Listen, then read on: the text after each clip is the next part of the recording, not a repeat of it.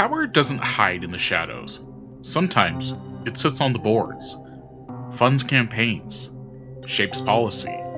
Leslie Wexner wasn't just a billionaire retailer.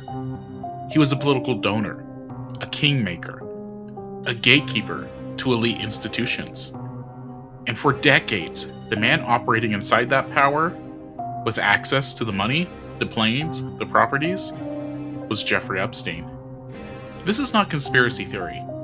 This is a story about documented money, political influence, and a financial structures that allowed one of the most notorious criminals in modern history to operate with impunity.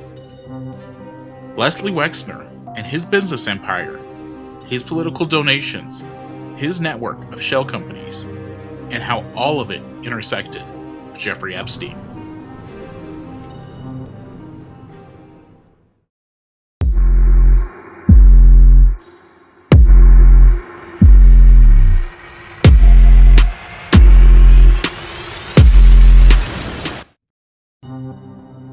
Leslie Wexner didn't just build brands, he built leverage.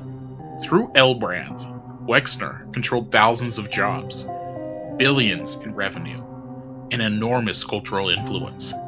But behind the scenes, he was also a major political donor, primarily aligned with Republican causes, but not extensively partisan.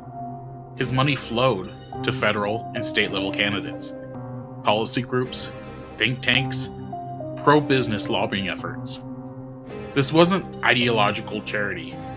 It was access, influence, insurance. In the late 1980s, Jeffrey Epstein enters Wexner's life, and what follows is almost unheard of. Epstein is granted power of attorney over Wexner's finances. That means Epstein could move money, create entities, buy and sell assets, act legally on Wexner's behalf. Epstein wasn't just managing wealth. He was embedded inside one of the most politically connected financial ecosystems in America. Epstein's financial life made no sense until you look at the structure.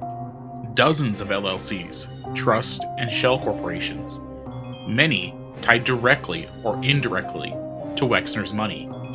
These entities purchased real estate, paid staff and consultants, funded travel and logistics.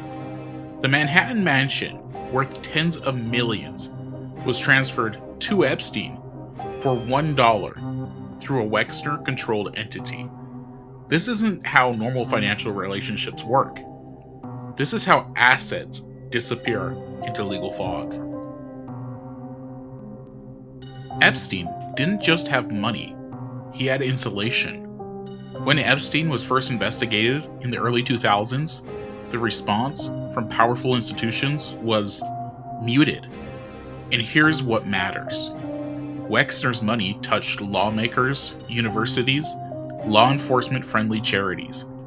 No evidence shows Wexner ordered protection, but systems don't need orders. They protect their benefactors automatically. Epstein's 2008 plea deal should have ended everything. It didn't. His lifestyle barely changed. His access remained. And critically, the financial structures stayed intact longer than the public was led to believe. It wasn't negligence. It was institutional failure fueled by money and silence. After Epstein's 2019 arrest, Wexner claimed he was deceived and financially exploited. He framed himself as a victim. But here's the problem. Wexner wasn't an unsophisticated client. He was a man who built one of the most efficient retail operations in history, mastered branding psychology, understood risk better than almost anyone, and yet he entrusted everything to Epstein.